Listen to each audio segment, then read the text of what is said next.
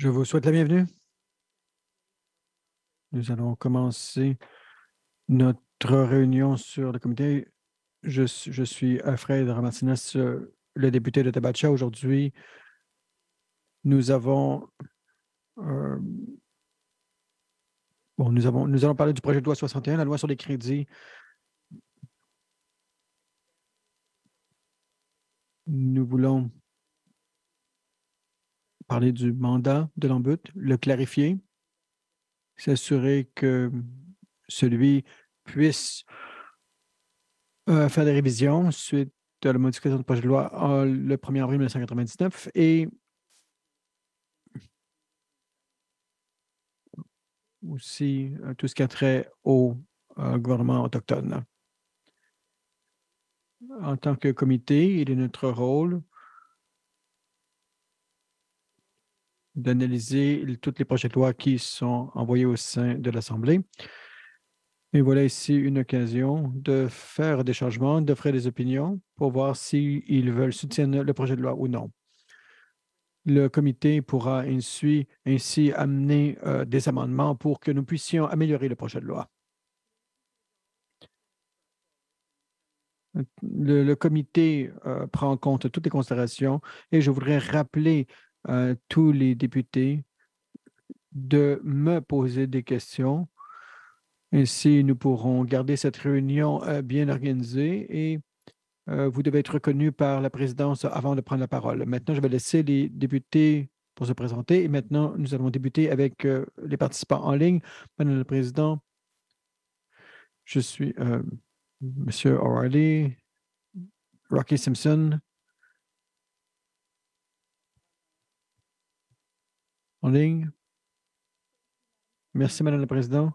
Je m'appelle Clay McLeaven de Cam Lake, le député de Newman Lakes.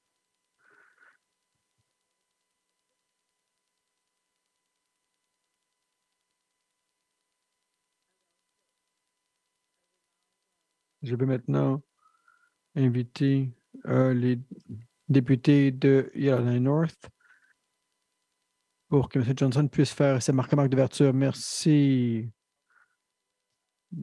Comme le public est au courant, je suis ici en tant que témoin parce que c'est un projet de loi privé. Et peut-être que je vais parler un petit peu de cet enjeu ici. Je vais vous parler un peu de comment ça fonctionne. La loi sur l'Hamburg a été adoptée à la dernière Assemblée. Il y a eu des amendements et vous allez voir ici quelques amendements. Il y a eu des recommandations qui ont été émises. Le ministre à l'époque n'avait pas accepté ces recommandations. Et ensuite, lors euh, du premier rapport de l'Ombud, alors on a vu qu'il y avait encore des recommandations à mettre de l'avant. Je crois que c'était clair à ce moment-là que la loi sur l'Ombud avait le potentiel de nous amener sur une voie que l'on connaissait bien, que l'Ombud puisse faire des recommandations, le comité accepte des recommandations et ensuite se soit amené à l'avant à l'Assemblée et ensuite le ministre est responsable pour l'adopter. Mais ce n'est jamais vraiment une priorité et ça peut être pour un nombre de raisons. Il peut aussi avoir une relation avec le bureau statuaire. Mais je crois que l'on peut dire ce, ce que l'on souhaite, c'est qu'on puisse avoir une mise à jour et que tout cela puisse être des projets de loi vivants. Nous l'avons vu, par exemple, un bel exemple lorsque nous avons dû faire des changements au commissaire de la vie privée. Il y a des premiers changements qui avaient été faits après 20 ans. Donc, oui, il y a des changements à faire. Ils peuvent être parfois vus comme étant petits. Et nous voulons nous assurer que les recommandations puissent être adoptées par l'Assemblée. Donc, tous les changements que j'apporte ici à l'avant ont été faits initialement par l'Ombud. Ils ont été adoptés en comité. Ils ont été adoptés par l'Assemblée législative. Donc, je n'amène pas ici des changements qui sont simplement de mon désir politique. Je crois que La présidence peut très bien comprendre l'aspect technique de celui-ci. Bon, initialement, lorsque le projet de loi sur l'Hamburg a été adopté, euh, c'était un peu imbriqué dans l'horaire de la projet de loi sur la finance et je crois que nous avons un peu oublié certains aspects, tels par exemple tout ce qui a trait au logement. Il y a eu cette distinction ici un peu bizarre au sein du ministère du Logement où, par exemple, il y a des espèces de sociétés qui sont à but non lucratif, mais actuellement, l'Ombud ne peut. euh, bon, il y a un nombre de communautés. Par exemple, si vous avez quelques plaintes, que ce soit, dont initialement la loi sur l'ombudsman a laissé de côté un nombre de sous-contractants au sein du gouvernement. Ça retirait aussi l'examen de la Commission sur les droits de l'homme. Par exemple, bon, nous savons, et ces pouvoirs sont disponibles ailleurs au pays. Par exemple, au Québec, on connaît bien très bien la législation là-bas. Je voulais aussi mettre l'emphase que l'Ombudsman n'a aucun pouvoir lorsqu'ils font des révisions. Ils peuvent émettre des recommandations à différents ministères, mais je ne crois pas qu'il y a vraiment des inquiétudes quand tu as donné trop de pouvoir à l'Ombudsman et puis lui donner un petit peu trop d'autorité. Ceux-ci ont quand même beaucoup de travail à faire et ce projet de loi, nous devons être capables d'aller revoir par exemple, le projet de loi, parce que celui-ci, l'ancien projet de loi date quand même du 1er avril 1999. Et il y a un nombre de dossiers qui avaient débuté il y a bien des années, qui ont été ramenés au présent. Et, et tout cela rend la révision un peu plus difficile. Et je crois que quand cela a été présenté au gouvernement, bon, c'était vraiment un argument qui laissait la voie ouverte un peu tout. Bien sûr, l'Ombudsman peut vraiment être capable de contrôler son charge de travail. Bien sûr, s'il y a, par exemple, une plainte qui date de 1999, nous savons qu'elle n'a pas été résolue depuis un bon bout de temps. Mais tout de même, je crois qu'ils sont tout de même capables de bien faire leur travail. Je ne pense pas que j'ai vraiment quelque chose à ajouter à ce moment-ci. Je sais que le comité a passé un grand nombre d'heures sur ce projet de loi. Il y a eu des recommandations qui ont été faites, il y a eu des débats qui sont tenus, et il y a eu une adoption en chambre.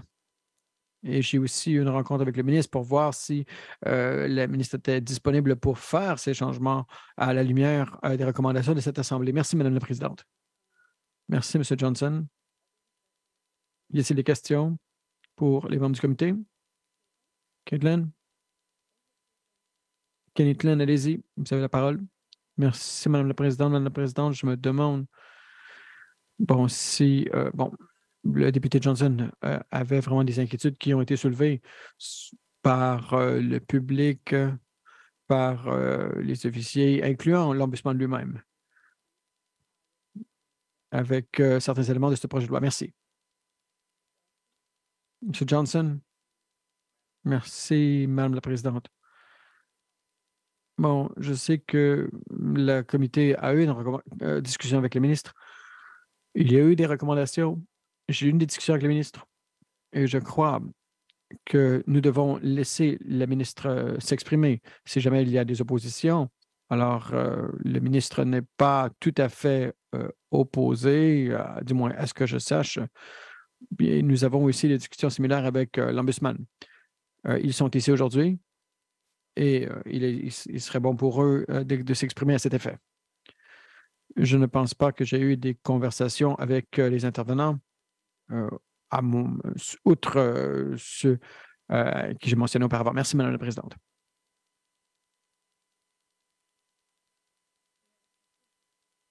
C'est des questions? Kevin. Merci, Madame la Présidente. C'est pas vraiment une question. Je voulais tout simplement intervenir. Merci d'amener ça de l'avant. C'est un projet de loi privé. Je ne pense pas qu'on en voit assez. Les projets de loi privés au sein de l'Assemblée législative sont tout à fait rares. Et je remercie les députés de soulever cet enjeu. On en a parlé lors de la 18e Assemblée législative. Il y a eu le projet de loi à l'origine et l'Ombudsman a préparé son travail. Il y a eu un rapport. Il y avait des recommandations qui ont été émises. Celles-ci ont été reflétées dans les discussions que nous avons eues quant au projet de l'original. Il y a eu la réponse ainsi que la réponse du gouvernement. Nous sommes allés de l'avant. Il y a un comité, il y a un rapport. Il y a eu des recommandations qui ont été émises. Nous allons les voir et la prochaine fois que nous allons rouvrir le projet de loi, bon, ça pourrait peut-être être dans 20 ans, si je me base un peu sur mon expérience ici. Ça fait longtemps que je suis ici. Et ultimement, je crois que ce seront des changements qui seront pertinents, qui nous aideront à améliorer les fonctions de l'Ombudsman pour que l'Ombudsman puisse faire son travail. Donc, je soutiens les recommandations du député et je remercie le député d'Amnistia. Je suis tout de même curieux. Nous n'avons pas entendu toutefois les ministres s'exprimer à ce sujet. Je ne sais pas si on a vraiment quelque chose ici aujourd'hui, mais le leader du gouvernement au sein de l'enceinte, bon, je ne sais pas vraiment ce qu'il tente de faire, quelles sont leurs intentions, mais je crois que les députés doivent tous travailler ensemble pour s'assurer que le projet de loi soit adopté. Merci, Kevin. Y a-t-il d'autres questions de la part du comité? Monsieur Simpson? Merci, Madame la Présidente. Je suis content de voir qu'on va de l'avant avec ça. On y travaille depuis un nombre d'années. Je crois qu'il est important d'écouter ces recommandations, les recommandations qui ont été mises de l'avant parce que ils travaillent sur le terrain. Ils savent qu'est-ce qui se passe. Ils savent ce dont ils ont besoin pour être capables de faire leur travail. Les Ténois ont besoin de quelque chose qui soit juste. Ils veulent que l'on fasse notre travail correctement. Et ces ressources vont permettre à l'Ombudsman de faire son travail. Une question que j'ai toutefois.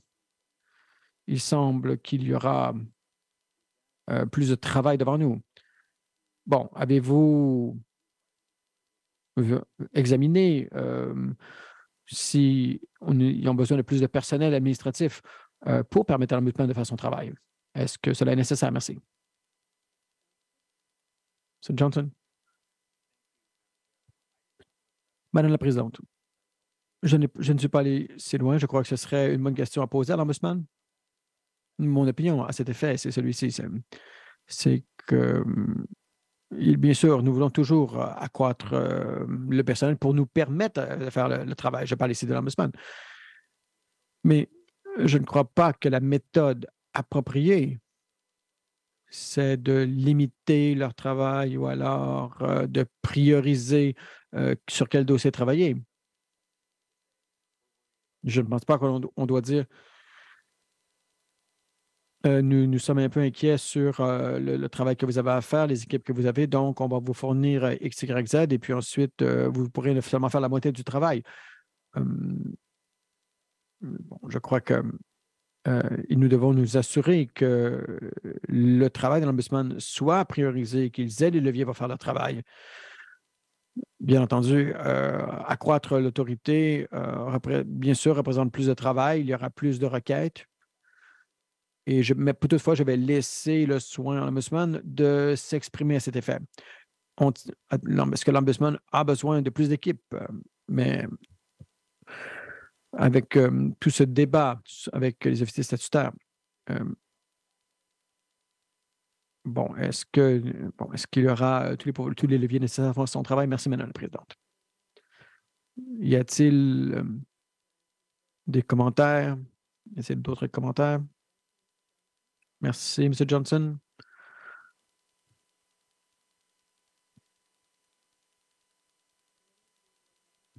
Comité, maintenant, nous allons entendre un témoin qui voudra s'exprimer sur le projet de loi 61, projet de loi pour modifiant sur l'Ombudsman. J'aimerais maintenant inviter le premier témoin à la table. Merci.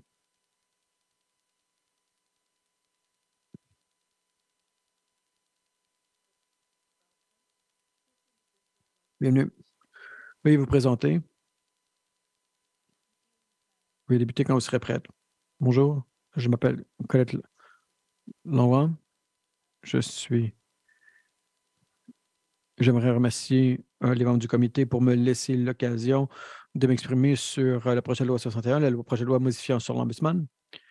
Je remercie le député Johnson et tout le monde ici qui travaille là-dessus et je remercie aussi la vitesse à laquelle nous travaillons. J'apprécie vraiment tout cela. Je sais qu'il y a toutes sortes de priorités et la vitesse à laquelle nous travaillons est vraiment appréciée. Beaucoup de recommandations qui ont été émises en 2019-2020 et je crois que ces recommandations nous permettront de mieux servir le public. J'aurai plus de remarques à cet effet. Bien sûr, il y a actuellement des manquements dans la législation. Je ne vais pas m'exprimer sur chacune des articles du projet de loi, mais je vais tout de même entrer en détail dans quelques-uns de ceux-ci. Et je vais débuter avec le mandat. Il y a ces horaires d'autorité. Et si jamais une autorité n'est pas vraiment spécifiée, donc nous devons... Les exemples qui me viennent en tête, ce sont par exemple les associations de logement, mais pas les autorités de celles-ci. Ce n'est pas si théorique. Par exemple,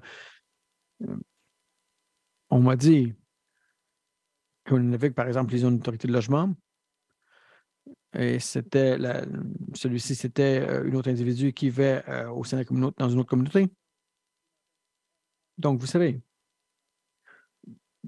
nous avons eu des associations par les années passées, et il est important que le public puisse comprendre. Nous pouvons Nous pouvons aussi parler de ce qui se passe dans les ministères, par exemple de la santé.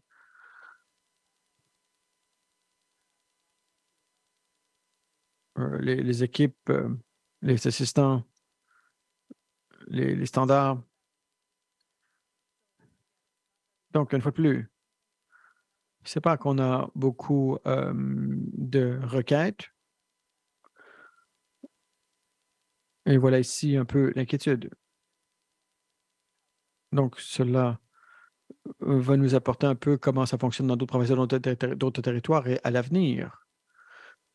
Par exemple, si quelqu'un oublie, euh, alors si jamais ça se...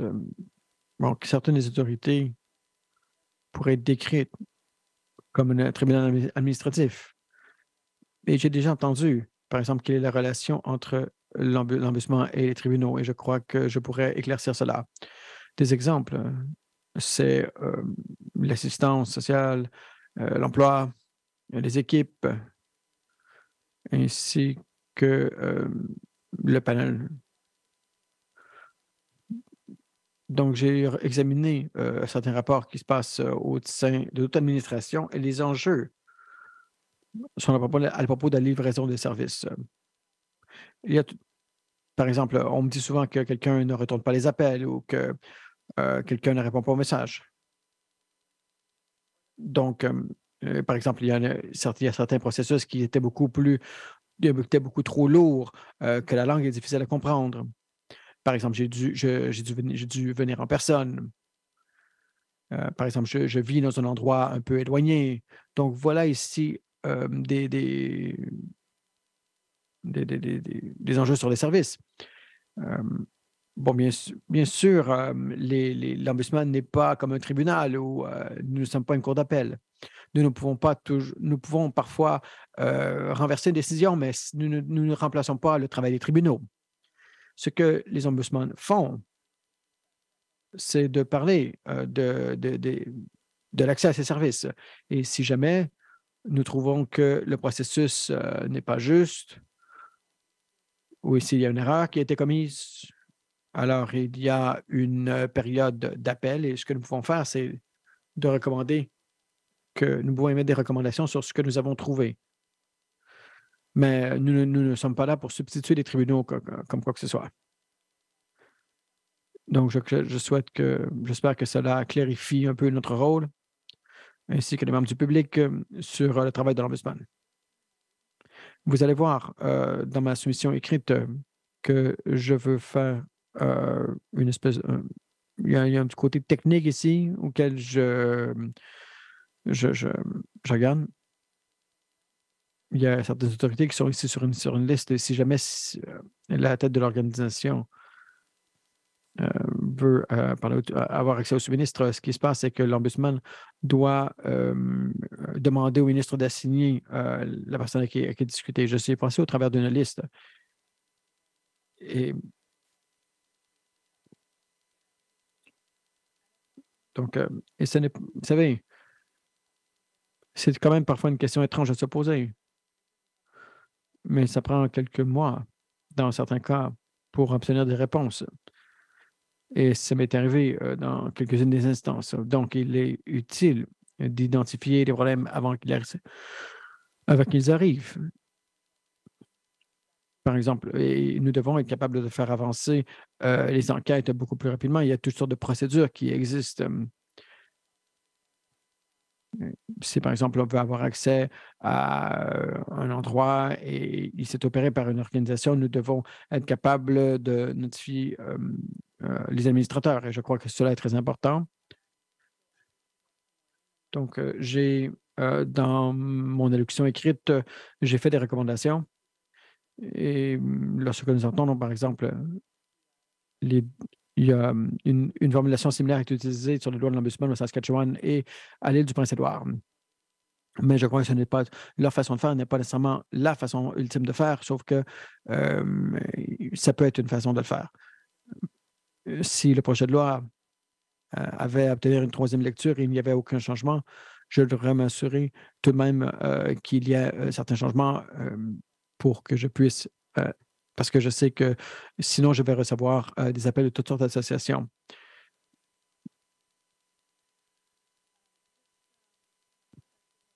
Ensuite, si vous me permettez de faire quelques commentaires sur les juridictions et les changements qui nous rapportent à 1999. Et j'ai entendu l'argument que ce projet de loi pourrait ouvrir la porte à un nombre de requêtes peut-être qui pourraient être justifiées. Je ne crois pas que ça pourrait arriver.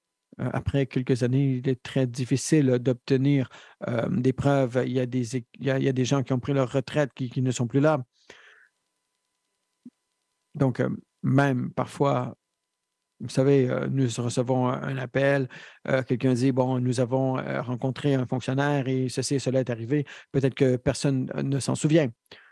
Il n'y a pas vraiment de traces écrites pour quelque chose, par exemple, qui s'est passé il y a 20 ans. Peut-être qu'il y a aussi des registres qui sont détruits. Il y a aussi un côté discrétionnaire dans le projet de loi. Donc, je ne pense, je pense que ça pourrait seulement quelques cas, mais il y a eu quelques exceptions dans les cas. Si, par exemple, nous avions eu l'autorité de le faire.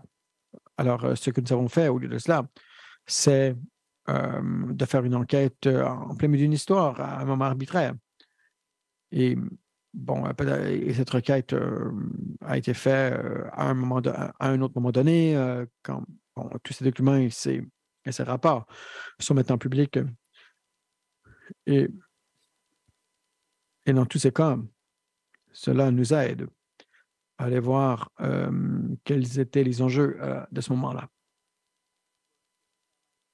Parce que ça pourrait être quelque chose d'autre qui soit utile. Donc, au-delà de cela, nous avons entendu les recommandations. Donc, voilà ici, il y a des transactions, propriétés, il y a les terres, les transactions ceux qui sont sous le chapiteau du ministère du Logement. Tout cela devrait déjà être bien documenté. Et même si, bon, peut-être qu'on pourra obtenir toute la preuve nécessaire suite aux recommandations. L'idée, c'est que nous n'avons même pas actuellement l'opportunité d'aller voir qu'est-ce qui se passe. Donc, je peux vous assurer que ces changements ne devraient pas amener une série de plaintes, mais je m'attends tout de même à que ceci puisse faire une différence dans certains cas exceptionnels. Bien entendu, 2016 est de plus en plus loin, plus que le temps avance.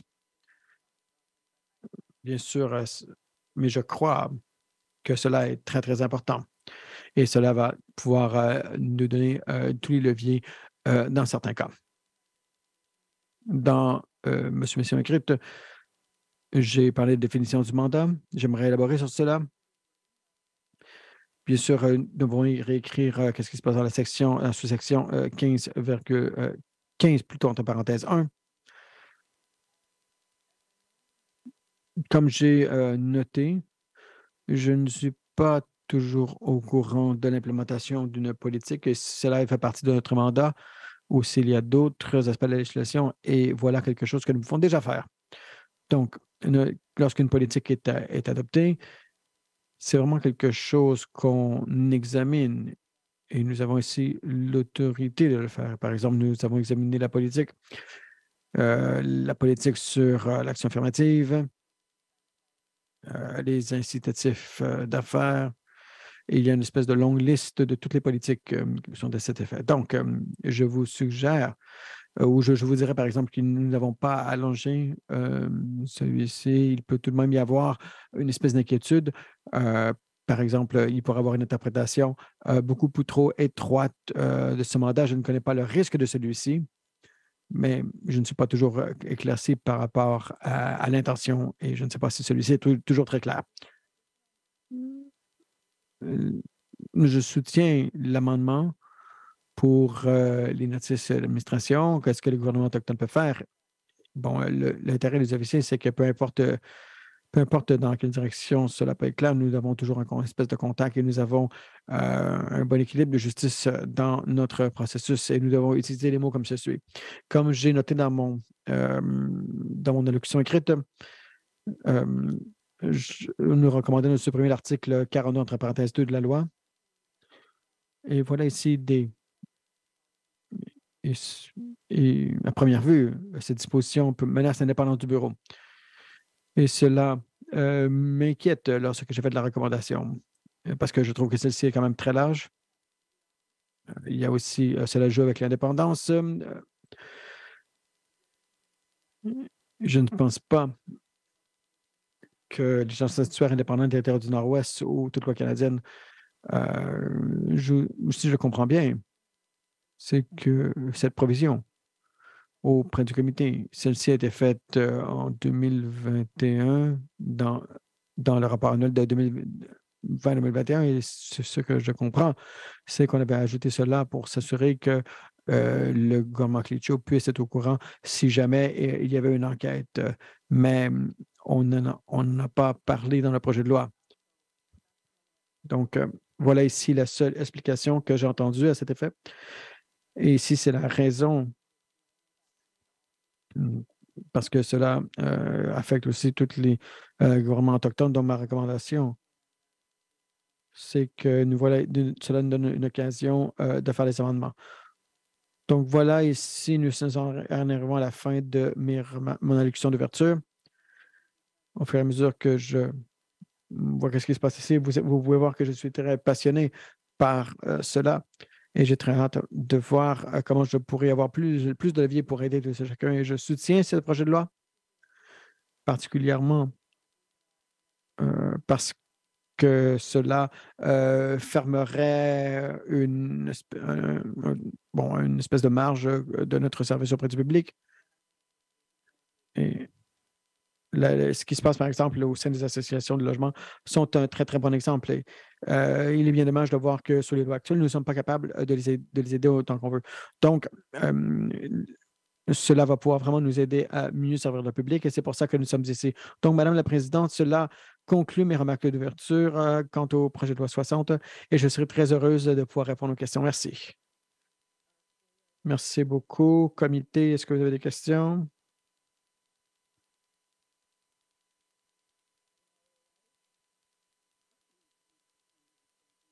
Merci, Madame la Présidente. Bon, je regarde la lettre de votre présentation. Je voudrais, je regarde ici, voir ici le mandat de l'Ombudsman qui se trouve dans la section 15 de la législation, la révision suite à un projet de loi privé. Vous avez parlé, je regarde ici le projet de loi, comment il a été écrit. Je regarde ici la clause numéro 3, 15 entre parenthèses 1, A. Quand on parle ici d'administration et de l'implémentation d'une politique. Donc, pour être clair, vous suggérez qu'on parle ici d'administration d'une politique? Est-ce que c'est ce que vous dites? Merci, Madame la Présidente. Allez-y. Madame la Présidente, je vous dirais que c'est un enjeu d'administration. C'est un... On parle ici d'administration, de politique.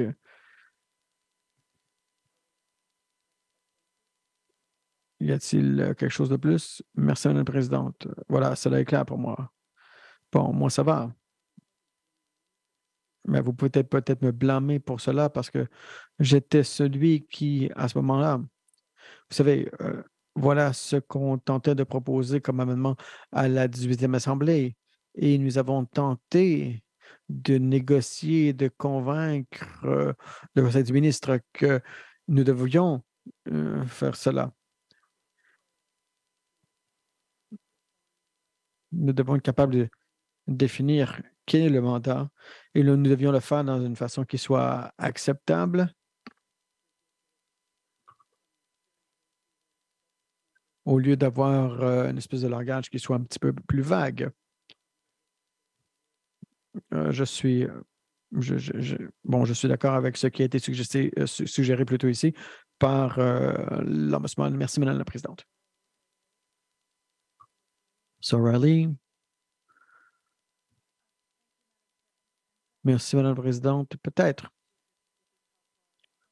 si ça aide, je vous pointerai à la section 33 de la loi parce que, vous savez, nous devons faire preuve de justesse et on ne parle jamais de justesse nulle part. La section 33, bon, on parle ici, voilà ici, après suite, par exemple, à une enquête. Donc, l'une des trouvailles que nous avons ici, ou quel est le sujet de l'enquête? Je lis ici 33, paragraphe 1. On parle ici de pratique et ce qui...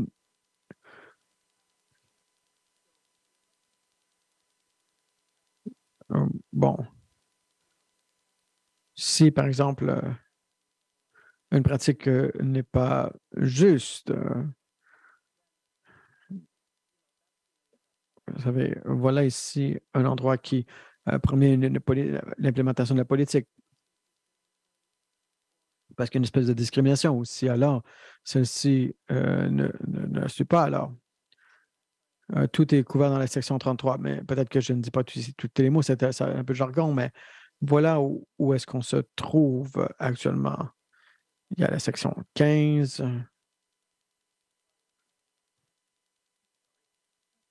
D'accord. Y a-t-il des questions de la part du comité?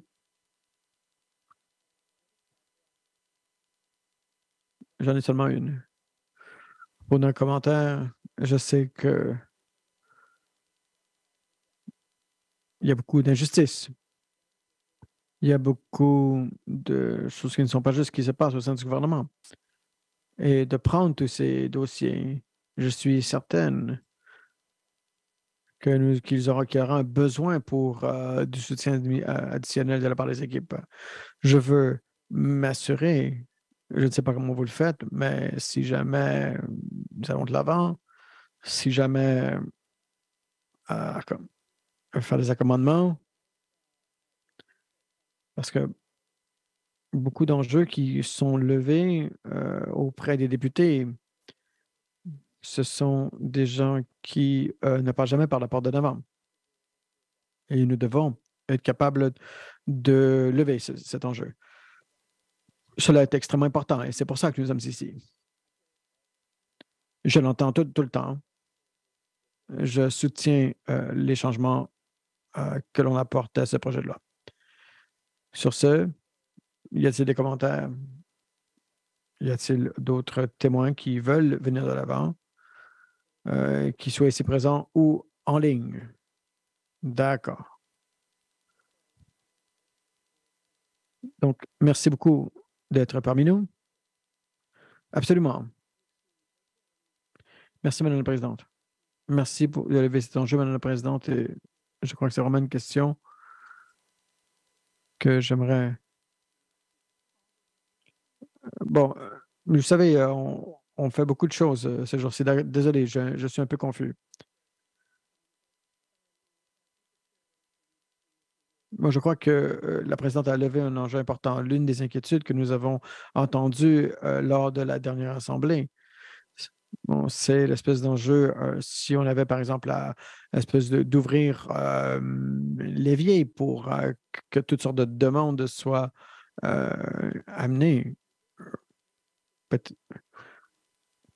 Bon, peut-être que cela ajouterait une espèce de charge de travail. Et voilà quelle était l'inquiétude. Par exemple, si nous avons un mandat d'aller voir si le tout est bien fait dans les associations de logement. Donc, actuellement, sachant que ces changements, je sais que je vous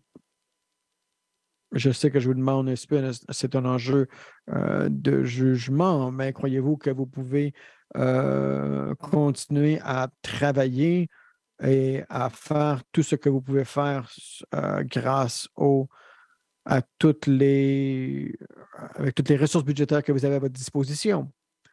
Par exemple, la crainte, c'est que si vous n'augmentez pas votre personnel, vous ne serez pas capable de prendre en compte toutes les nouvelles requêtes qui vous seront envoyées.